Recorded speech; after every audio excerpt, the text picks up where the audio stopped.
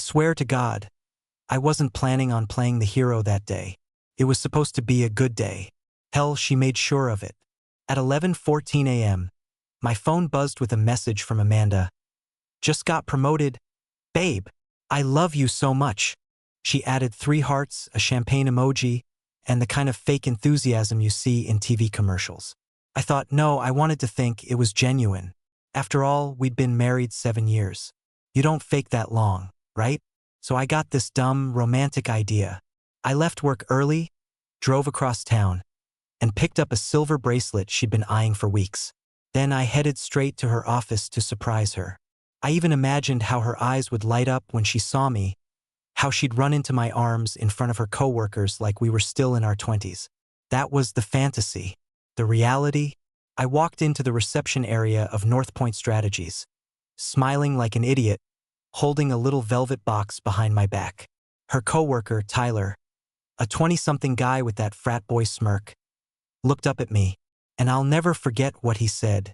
Your wife is inside with the CEO, thanking him for the promotion. He said it like it was a damn joke, like I was supposed to chuckle and go, oh, that's just Amanda. I froze. Every rational part of me wanted to believe he meant a handshake, maybe a hug, but the way his lips curled told me otherwise. I walked to the CEO's door anyway, still holding that bracelet like an idiot. My hand was shaking as I turned the handle. And there they were. Amanda, my wife, the woman who told me she'd never even look at another man, was sitting sideways on the leather couch, tangled up with her 60-something boss, Greg Montgomery. Their mouths were locked in the kind of kiss you don't give for a promotion. Her hands were in his hair. His hands were gripping her waist. It wasn't a slip. It wasn't an accident. It was a deliberate, hungry moment, and I was the idiot who got front row seats. Neither of them noticed me. Not at first. I just stood there, frozen, staring like someone had hit the pause button on my life. My first thought wasn't even anger, it was humiliation. I could almost feel Tyler out there, probably waiting to see my face when I walked back out. I didn't give them the satisfaction of a scene. I didn't yell. I didn't cry. I just turned, walked out, and headed straight to the parking lot. In the car, my hands finally stopped shaking, long enough to grab my phone and start killing everything. Blocked her credit cards. Locked her out of our joint accounts. Called the locksmith and told him I needed the locks changed before sunset. Amanda's phone started blowing mine up 20 minutes later. First it was, where are you? Then, babe, please let me explain. Then just missed call after missed call. But then, before I even made it home, something happened that I didn't see coming. Something that flipped this whole betrayal on its head. That my phone lit up while I was still halfway down I-94, knuckles white on the wheel, the velvet bracelet box digging into my thigh like a bad joke. Unknown number. I ignored it. It rang again. Then a text. Jason Miller? This is Linda Montgomery. We need to talk. The last name hit like a tire iron. The CEO's wife. Before I could answer, sirens screamed past me. 2 ambulances, a squad car, arrowing toward the same exit I'd just taken from North Point Strategies. Another text from Linda. He collapsed. They're saying stress or something. I'm at the building. Your wife is here. The word "your" felt heavier than the rest. A call came in from Amanda finally. I sent it to voicemail. She called again. I blocked her. Petty? Maybe. Necessary? Absolutely. Then an email slid into my inbox. Subject line in all caps. Mandatory HR notice. The preview read, due to a medical emergency involving CEO Greg Montgomery. I didn't open it. Not yet. I pulled off at a gas station, parked by the air pump, and stared at my reflection in the window. I looked like a man who'd just watched his life get repossessed. That's when Tyler, the smirking coworker, texted from a number I didn't recognize. A single photo. Amanda outside the CEO's office, mascara smudged in streaks, whispering to a woman with lacquered nails and a wedding ring the size of Lake Michigan. Linda. Under it, a message. You didn't hear it from me. Great. A helpful snake. Linda called again. I picked up. Jason, she said, cool, controlled. I'm sorry to meet you like this. I'm guessing you know enough. I know my wife just made out with your husband on a couch, I said. No heat left. Just the fact. Silence. Then, ambulance took him 5 minutes ago. Your wife tried to ride along. I told security to keep her out. A brittle laugh. The audacity. I didn't ask why Linda had my number. She's the kind of woman who has everyone's number. What do you want from me? I asked. To tell you. It's been going on for months, she said evenly. If you want proof, check your wife's cloud backups. He bought her a bracelet last week. She paused. White gold. Tiny engraving. Aim higher, A. I looked at the silver bracelet in my passenger seat and wanted to throw it under the next semi. I'm not here to console you, Linda went on. I'm here to warn you. HR will circle wagons. Your wife will spin. You should prepare. My mouth was dry. Prepare for what? For her to play the victim, she said. It's textbook. Then she hung up. I drove home in a straight line that didn't feel straight. The locksmith, a tired guy named Ethan, was on my porch when I pulled up. He glanced at my face and decided not to ask. 15 minutes later, the deadbolts clicked like new bones. While he worked, I opened Amanda's shared photo folder. Linda wasn't bluffing. Dates. Hotel hallways. A blurred mirror selfie where Greg's hand was unmistakably on my wife's waist. A text thread. Amanda to G. Full of office euphemisms and gross winks. The word I refused to use appeared a dozen times, softened into coy censors. Int AC, G together. Cute, like putting a band-aid on a gunshot. I was halfway through deleting the folder when a car squealed into our driveway. Amanda. She got out so fast the door bounced back at her. She pounded the new door with both fists. Jason, open up. This is insane. Ethan stiffened. You want me to? I've got it, I said, and opened the door just enough to fill the gap. Her face was red, eyes wide, mascara repaired. You left, Jason. You didn't even say a word. What was there to say? I asked. Congrats on the promotion? I can explain, she said, pushing at the door. I didn't move. Greg had, he kissed me. I was surprised. It's complicated. Months of complicated? I said quietly. Hotel receipts. Cloud backups. Aim higher, A. Color drained from her face. For one heartbeat, I saw the truth plain as day. Then it vanished behind performance.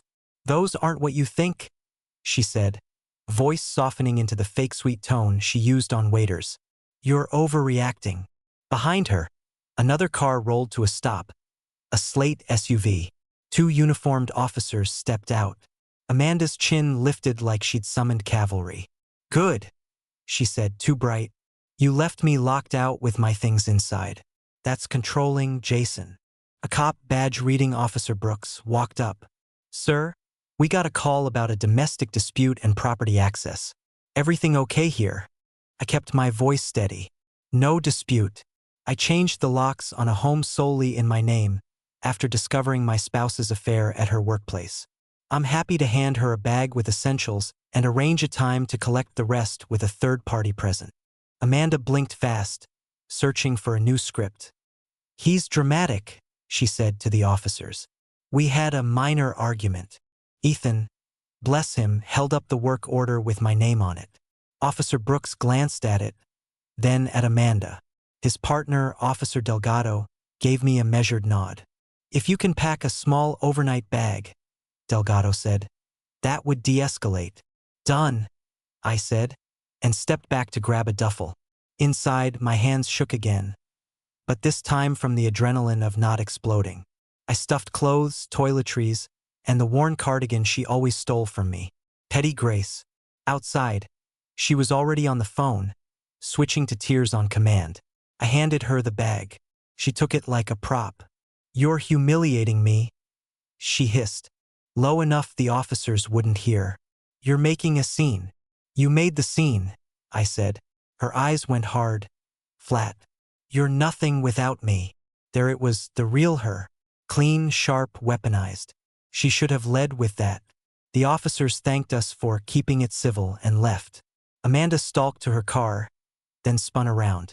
Oh, by the way, Greg's legal team will eat you alive if you try to smear him. Watch yourself. She smiled like she'd won something, climbed in, and tore off. I exhaled, finally, in the sudden quiet. Then my phone buzzed again. Unknown number. A text? You don't know me. Name's Rachel.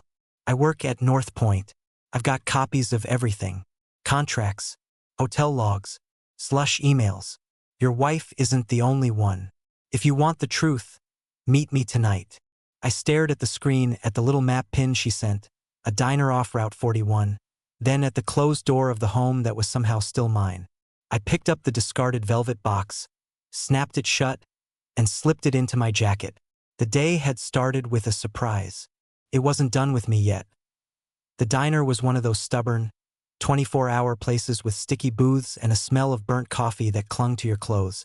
The neon sign out front buzzed like it was one bad night away from burning out completely. I parked at the far end of the lot, still half expecting Amanda to pop up from behind a lamppost with some new ambush.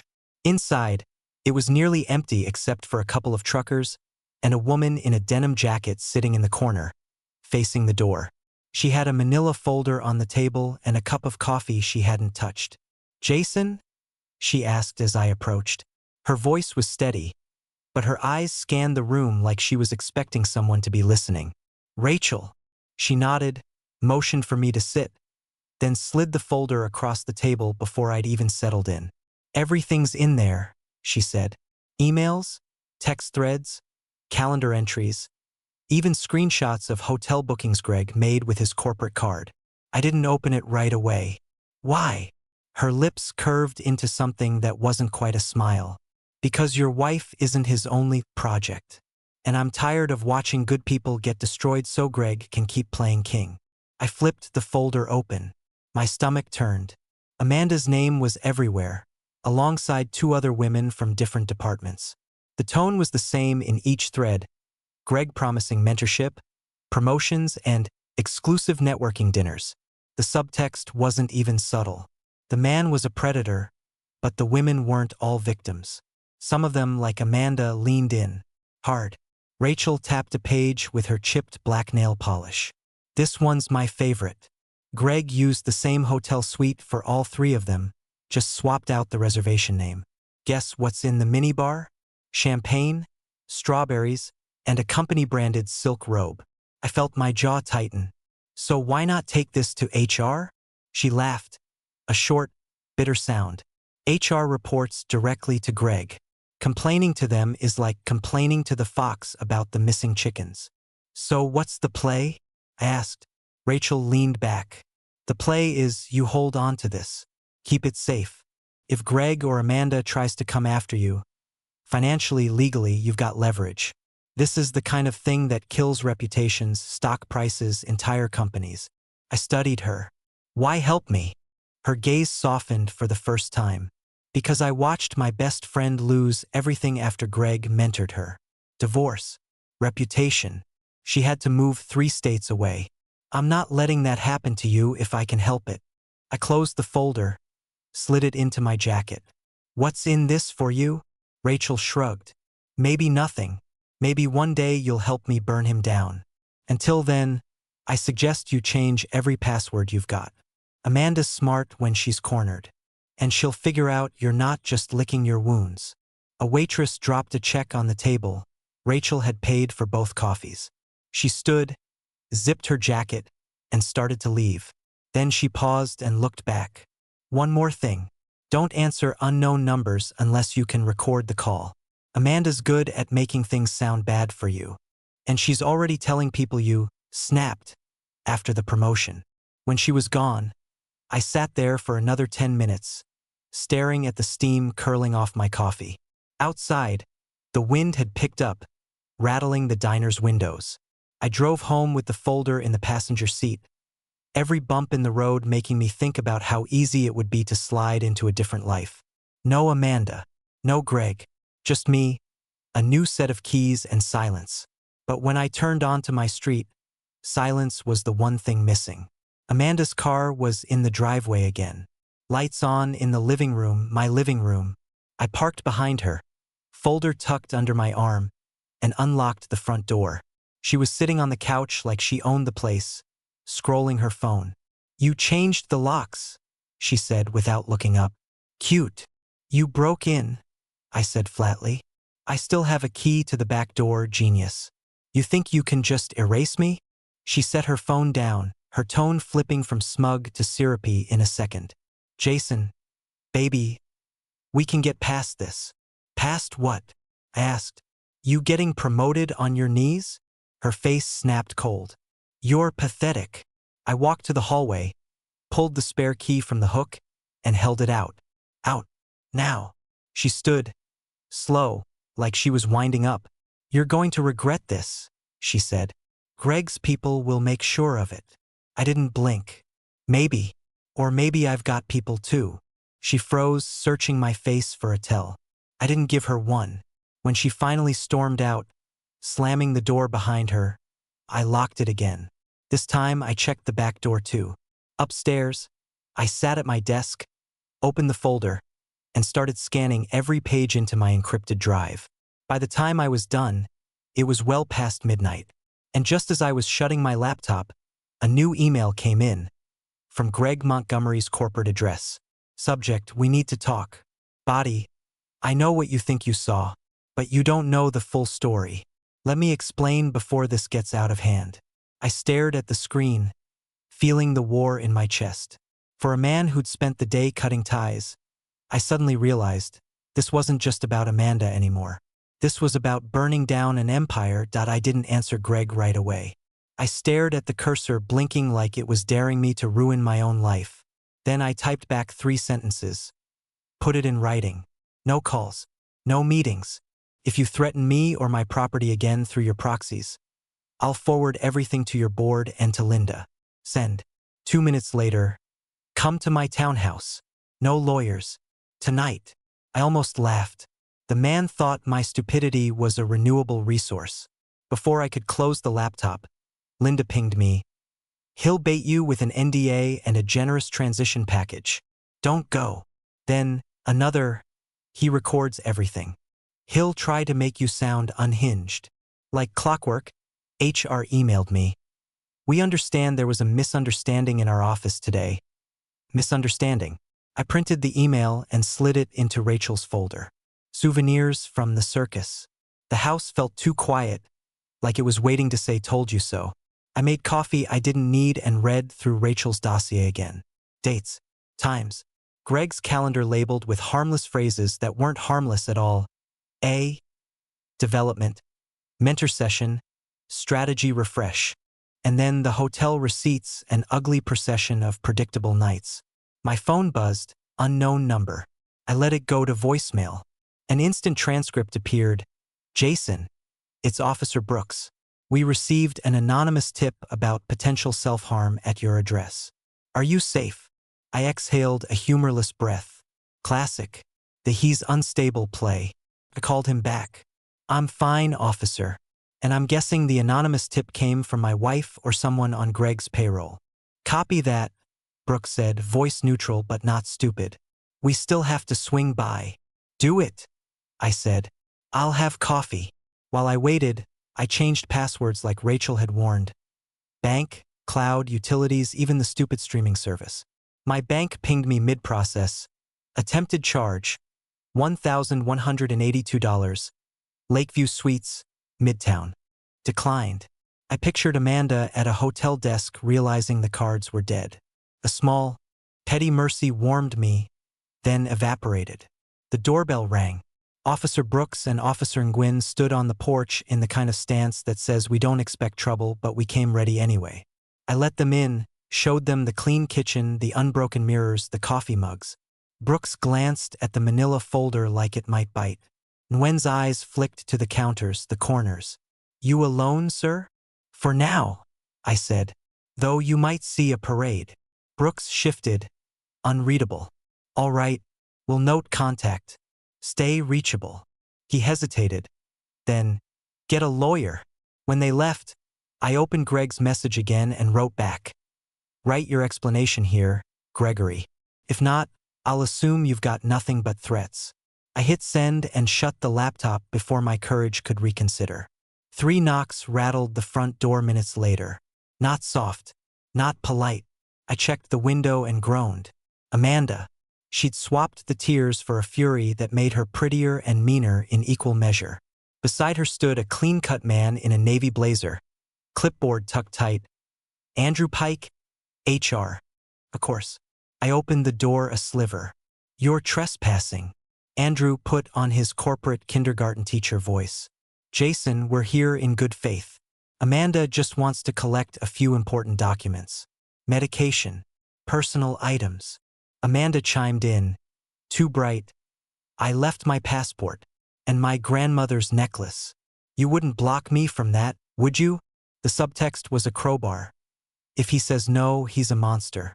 If he says yes, we'll plan something. List the items, I said. I'll retrieve them. You two wait on the porch. Andrew glanced at Amanda, recalculating. Could we accompany? No, I said. Body cam. I tapped the doorframe. I'll bring mine. They didn't like that. I shut the door, camera rolling on my phone, and walked straight to the fireproof box in the closet. Passport? Yes, hers. Necklace? Also yes. Tiny gold locket she never wore unless an audience was watching. I grabbed a sweater too, because I remember who I used to be. Back in the doorway, I held the items up to the camera, then handed them over one by one. Amanda's eyes flicked past them to the hallway like she was measuring whether she could sprint in, hands first. Andrew cleared his throat. Thank you, Jason. One more thing. The company wants to clarify the narrative. We're sensitive to rumors. Clarify away, I said. Start with the couch. Amanda's jaw twitched. You're spiraling, she whispered. You sound insane. And you sound rehearsed, I said. Try a new script. Andrew tugged her elbow. They retreated to the car. She shot me one last look. A promise, a curse, and then they were gone. I laughed then, not because anything was funny, but because the absurdity had peaked and there was nowhere else for it to go. My phone vibrated on cue. An email from Greg with a PDF attached. Proposed mutual non-disclosure and non-disparagement agreement. I skimmed it. 6 figures. A gag that would outlive the sun. And language that would make me look like the aggressor who had misinterpreted consensual professional interactions. Right? He'd even slipped in a line suggesting Amanda had already affirmed that nothing phys-el had occurred. My teeth clenched so hard my temples hurt. Another ping, Rachel. Don't sign. Check page 7. Clause about destruction of evidence. They want your copies gone. My doorbell rang again.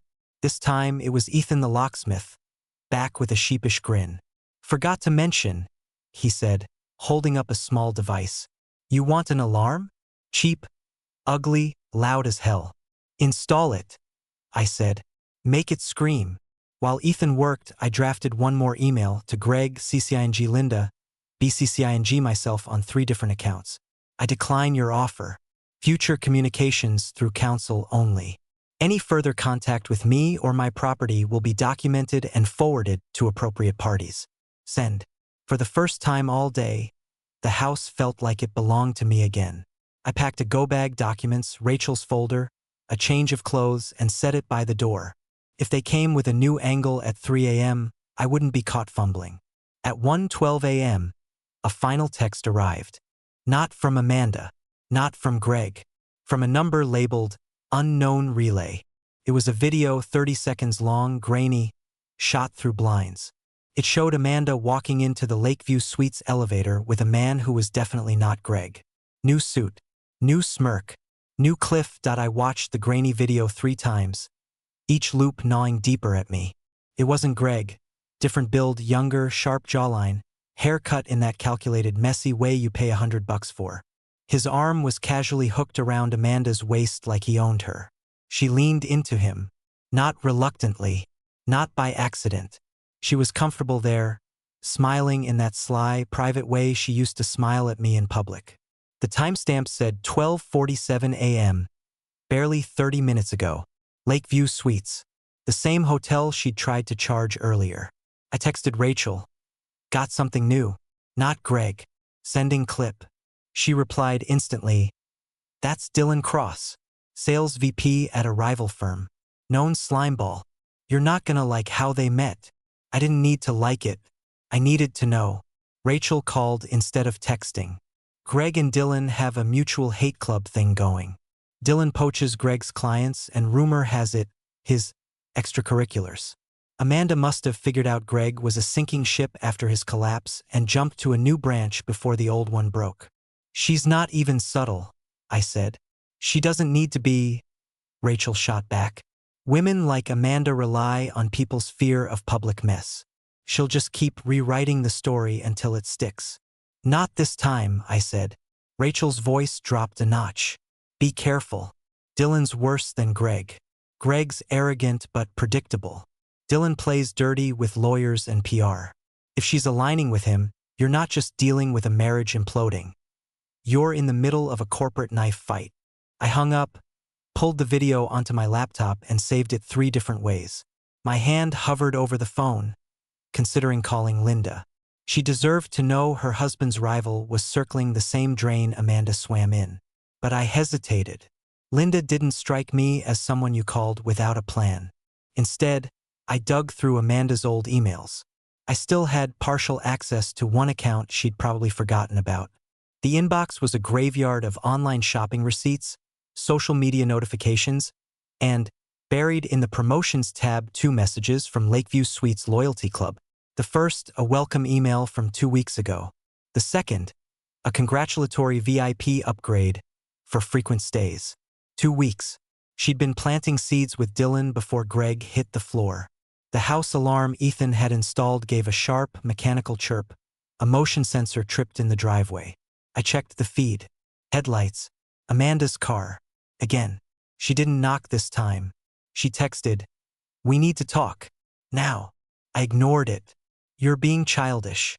Open the door." Nothing. "You should know Greg's lawyers are pissed. You're making yourself look guilty." That one made me laugh. Guilty of what? Seeing too much? 5 minutes later, the motion sensor pinged again. Different vehicle. Sleek black sedan. Dylan.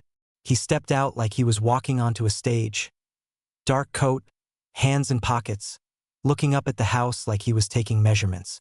Amanda got out of her car and walked over to him, touching his arm. They talked, too low for the camera mic to catch, but I didn't need audio to read their body language. Amanda gestured toward my house. Dylan nodded slowly. Then they both looked straight at the camera. Amanda smirked. Dylan smiled like a man smelling blood. They got back into their cars and left in opposite directions. My phone buzzed 30 seconds later. Unknown number. I let it hit voicemail again. Transcript popped up. "Mr. Miller, this is Thomas Blake from the Blake & Cross firm. I represent Dylan Cross. I suggest we discuss certain defamatory materials you may have in your possession before we involve law enforcement." Perfect. She'd moved from Greg's legal safety net to Dylan's. I forwarded the transcript to Rachel with one line. "You're worse than Greg" comment aged well. Her reply came fast. "Don't respond directly. I'll meet you at 9 a.m. tomorrow, same diner. Bring the video." I locked the front door, double-checked the back, and moved the go-bag to the bedroom. Sleep wasn't coming, so I sat at my desk and started mapping it out on paper. Greg's timeline, Amanda's pivot to Dylan, the new threats. If I couldn't control the chaos, I could at least organize it. Around 3 a.m., I heard the faint crunch of tires outside again. Checked the camera, different car. Unfamiliar. It slowed in front of my house, idled for a moment, then drove off. No plates visible. By dawn, my eyes felt like sandpaper. I showered, dressed, and slid Rachel's folder, the video, and my notes into a messenger bag. As I locked the door, I noticed something wedged under the welcome mat. A plain white envelope with my name in neat block letters. Inside, a single printed page. "You're playing in a league you don't understand. People disappear here. Take the money. Shut your mouth." No signature. No logo. Just that. For the first time since this started, I realized this wasn't just about marriage or even corporate reputations. This was about people who had no problem erasing problems completely. And right now, I was a problem. The diner's neon sign was still buzzing when I pulled into the lot at 8:57 a.m. This time parking 2 rows back from the main entrance. I scanned the area before getting out. Every car looked ordinary, but after last night's warning, ordinary didn't mean safe. Rachel was already there, in the same corner booth, denim jacket, coffee untouched. Only now, her eyes had a sharpness that wasn't there before. When I slid into the seat, she didn't greet me. "You were followed," she said, voice low. I froze halfway to pulling out the video. "You're sure?" She nodded toward the window. "White sedan, back row. He came in after you, but I saw him sitting there when I parked. He hasn't ordered a thing. Just watching." I glanced without turning my head. Mid-30s, baseball cap, pretending to scroll his phone. Rachel leaned in. "I think that letter you got? It's real." Greg and Dylan's circles overlap in ways most people don't see. If they think you're going public, you're not just a threat, you're leverage. And people like that don't let leverage walk around free. I slid the USB with the video across to her. "Dylan's in it. Amanda too." Timestamp puts them at Lakeview after she already knew Greg was in the hospital. Rachel plugged it into her laptop, scanned the footage, and exhaled through her teeth. "She's quick. I'll give her that." "She's reckless," I said. "And it's going to burn her." Rachel's gaze flicked past me toward the door. "Maybe. Or maybe it burns you first. That's why we're moving this fast. I've got a friend at the Tribune editor, not some rookie reporter. We give them the sanitized version with enough proof to get the board's attention, but not enough for Greg or Dylan to scream defamation. It buys you insurance." I frowned. "Sanitized means Amanda stays out?" "For now," Rachel said. "We hit Greg first. Once he's bleeding, Dylan will smell it and get sloppy. Then we catch him, too. If Amanda happens to be standing between them, that's her problem." Before I could answer, the white sedan guy got up, tossed a crumpled bill on the table without looking at it, and walked out. Rachel tracked him until he was gone from sight. "He'll report you met me. That's fine. Let them think we're just talking." We went through the folder again, page by page, until Rachel pulled out something I hadn't seen before. An internal memo from Greg to his CFO, marked confidential. It referenced strategic personal investments and retention bonuses for key female talent. The language was vague, but paired with Rachel's hotel logs, it was damning. "This is the kind of thing the Tribune will run with," Rachel said. "They'll frame it as abuse of corporate funds and power. The moral rot angle will sell itself." I was about to agree when my phone buzzed, unknown number again. I flipped it over without answering. Rachel's phone buzzed at the same time. She checked it, her face hardening. "It's Amanda," she said. "She's... oh hell." She slid her phone across the table. A text from Amanda to Rachel. "You think he's on your side? Ask him about the intern in Denver, 2019. See how clean his hands are." I blinked. "What intern?" Rachel's eyes narrowed. "She's trying to wedge us apart. That's Greg's favorite trick. Poison the alliances before they stick. Ignore it." But the fact Amanda even knew Rachel and I were meeting meant someone was feeding her details in real time. "We've got a leak," I said quietly. Rachel's fingers drummed on the table. "Yeah, and I think it's sitting in the corner pretending to fix the jukebox." I followed her gaze. Another man, older, with the kind of build that screams ex-cop. He'd been in the diner when I walked in, and now he was watching us openly, like he wanted us to know. Rachel closed the laptop, stuffed it in her bag. "We're leaving separately. I'll take the back exit, you go out front. Head anywhere but home. If they think they can spook you into making a mistake, they'll keep pressing." We stood. I paid the check, pretending my hands weren't shaking, and walked out through the main door. The white sedan was gone. The older man from inside was now leaning against a dark SUV, arms crossed.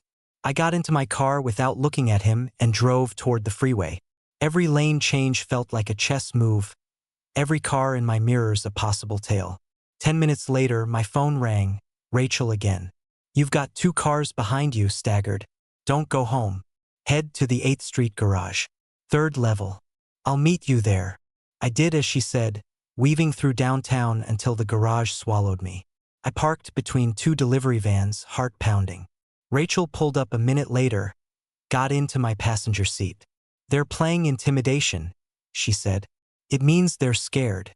But scared people make ugly moves. We need to go on offense now." I reached for the folder in the back seat. "Then let's bleed them." Rachel shook her head. "Not here. We go to my place. Safe Wi-Fi, secure lines. And Jason," she looked me dead in the eye, "don't answer any door you don't expect. From here on, we assume they're done talking." As we drove out of the garage, a black SUV eased into the street behind us.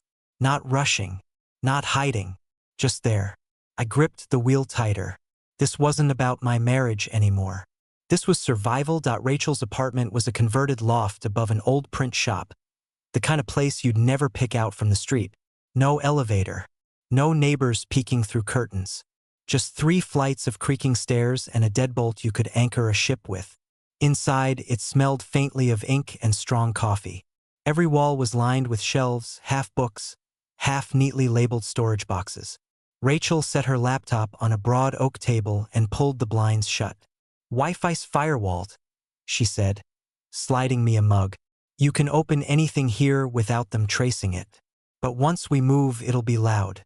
They'll know exactly who's pulling the trigger." I sipped the coffee, still wired from the garage chase. "Good. Let them know."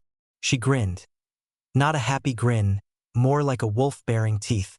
"That's the spirit." We started assembling the Tribune package. Rachel worked surgical, redacting irrelevant names, pulling only the most damning receipts. Greg's memo about strategic personal investments went in first, followed by the hotel logs, and a sampling of the more explicit mentorship emails. The video of Amanda and Dylan was copied into a separate encrypted folder, insurance, not public ammo. We were halfway through when Rachel's phone buzzed. She froze, then turned it toward me. It was a live stream. Amanda. She was standing in front of North Point's glass tower, reporters' mics shoved toward her. Hair perfect, makeup just glossy enough to catch light. She was crying, pretty, controlled crying, the kind that wins sympathy in headlines. "My husband, Jason Miller, has been emotionally unstable for months," she was saying. "I tried to help him, but he became paranoid, controlling. Last week, he threatened me when I got my well-earned promotion. I fear for my safety." The reporter's lower third banner screamed, "CEO's assistant alleges spousal threats amid corporate scandal." My stomach turned to ice. Rachel swore under her breath. "She's framing you before the story drops. Classic preemptive strike. They'll tie you to the scandal as a bitter, unstable spouse trying to take Greg down for revenge." I watched Amanda lean into the microphone like she'd been rehearsing. "I love my job. I earned it. But I shouldn't have to live in fear because of baseless accusations against my boss." The crowd murmured. Flashbulbs popped. Rachel muted it. "We're moving the timeline up. No more polishing, raw data dump to the Tribune. Tonight." "Do it," I said. My voice didn't sound like mine. Rachel opened a secure line to her editor contact. "Evan? It's me. I've got a full corporate misconduct package, sex for promotion scheme, misuse of funds, cover-ups. CEO Greg Montgomery. Yes, I have proof. No, I'm not bluffing." While she talked, I stared at Amanda's frozen face on the livestream thumbnail, perfectly arranged to look like the victim. I thought about every late night she'd come home smelling of hotel soap, every time she'd laughed off my questions.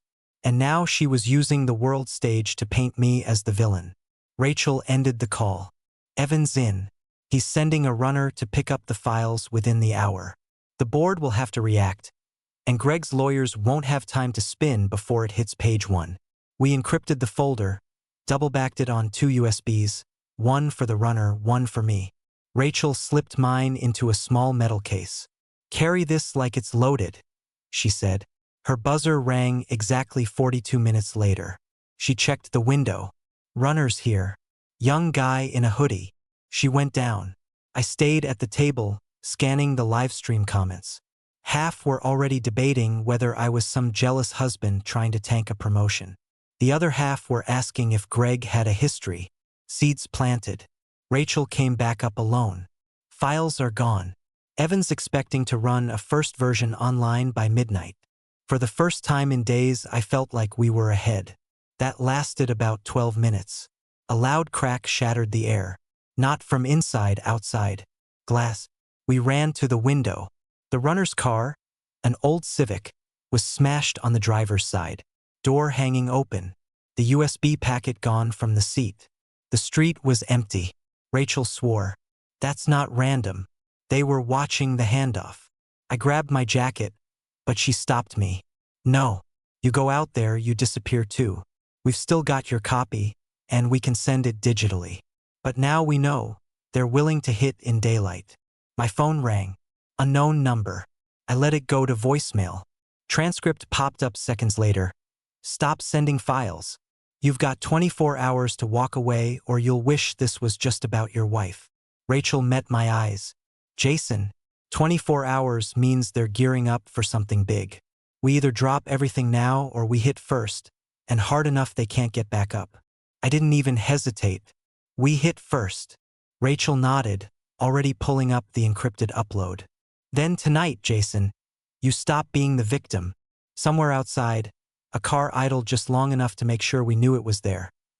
Rachel worked like she was cutting wires on a live bomb. Fast, precise, no wasted motion. Her fingers hammered keys, encrypting, splitting files, routing them through layers of anonymizing servers. I sat beside her, not just watching but feeling the seconds tick down in my bones. 24 hours. They'd given us a countdown, which meant they thought we'd hesitate. We wouldn't. At 9:14 p.m., the upload began. Gigabytes of Greg's dirt shooting through secure channels to the Tribune, mirrored to 3 international outlets Rachel trusted. The hotel logs, the memos, the coded mentorship emails, the expense reports. Everything except the Amanda Dillon footage. That one stayed in my pocket like a concealed blade. This is it, Rachel said. Once I hit send, it's war. You ready? I've been ready since the couch, I said. She clicked. The bar crawled forward, slow, taunting. I could feel the night pressing in on the loft. When it hit 100%, Rachel leaned back. Done. Even if they kill the internet in the whole state, it's already sitting in half a dozen newsrooms with instructions to publish at midnight. It should have felt like victory. Instead, my chest tightened. They're not going to just sit there and watch it happen. Exactly, she said. So we leave. Tonight. We packed light, just our go bags and the essentials. I double-checked my USB in its metal case. Outside, the street was too quiet. The kind of quiet that feels staged. We'd made it halfway down the block when headlights flared. Black SUV. Same one from the parking garage. It rolled toward us, slow but closing the gap. Rachel didn't look back. Turn left. Now. We cut into an alley, boots slapping pavement. The SUV didn't follow, at least not into the alley. But at the far end, a figure stepped out, blocking our way. Not Greg. Not Dylan. Someone bigger. Hands in pockets, face in shadow. Jason Miller, the voice said. Calm. Professional. You've been asked to walk away. Rachel moved first, straight past me, camera in hand, filming. Get out of our way. The man didn't move. This isn't about your wife anymore. You've involved people who can't afford attention. People who make things disappear. Like your conscience? I said. He tilted his head. Like you, if you're not careful. Rachel's voice was steady. Too late. It's already gone live. Midnight.